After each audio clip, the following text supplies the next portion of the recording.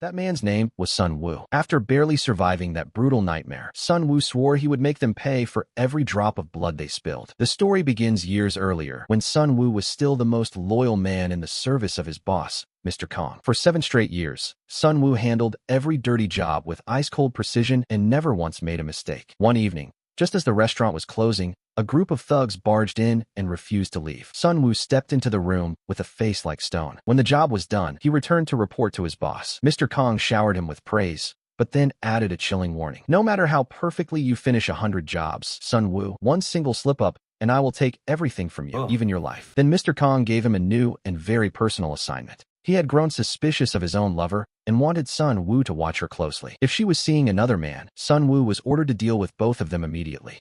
Following orders, Sun Wu showed up at her house with a gift, acting completely normal.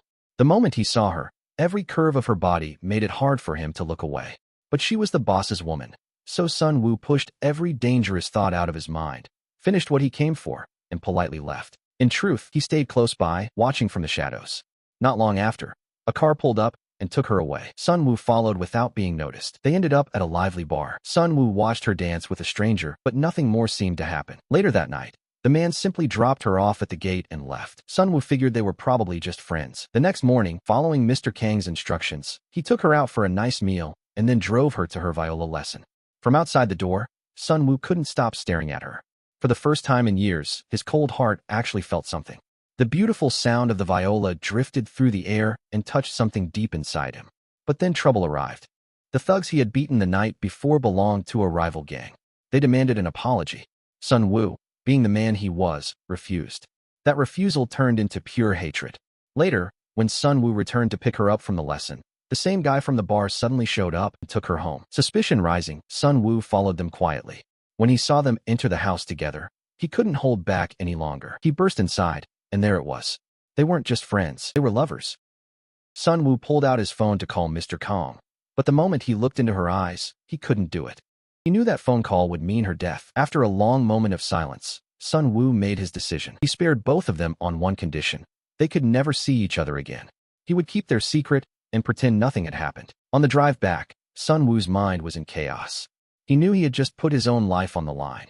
Yet for some reason, he didn't regret it. Later, some punk on a motorcycle started harassing him for no reason. Sun Wu tried to ignore it to avoid trouble, but they kept pushing. That same night, Mr. Kong showed up at her place, furious. He could tell she had changed, and he was certain she was hiding something. Meanwhile, at Sun Wu's place, he woke up tied up and hanging in the air like a piece of meat.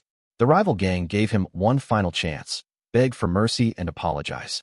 But the word sorry had never existed in Sun Wu's vocabulary. They prepared to finish him off. Suddenly, his phone rang. It was Mr. Kong. Mr. Kong ordered the thugs to take Sun Wu to a deserted wasteland. For a brief second, Sun Wu thought he was being saved. He was wrong.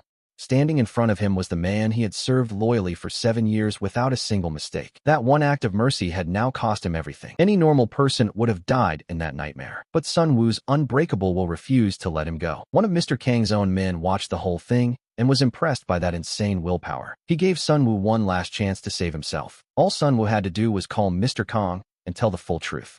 But he knew that if he admitted he had feelings for her, both he and the girl would die. Mr. Kong heard what had happened.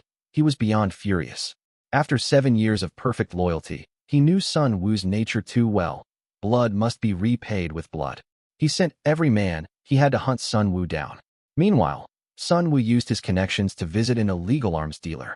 He got the guns he needed after winning a tense gun assembly challenge, then left fully armed. Sun Wu tracked down the rival gang leader and set up a meeting. When the man saw him still alive, he was shocked. The fight turned brutal. Sun Wu was badly injured, but he kept coming. With pure hatred in his voice, Sun Wu called Mr. Kong and told him to prepare for death.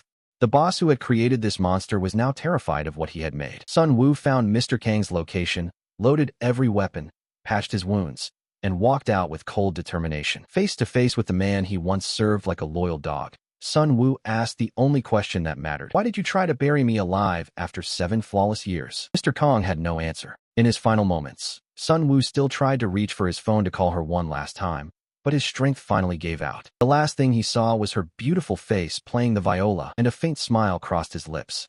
A heartbreaking end that leaves you with heavy emotions long after the screen goes dark. That was the full story. Thank you so much for watching. I'll see you in the next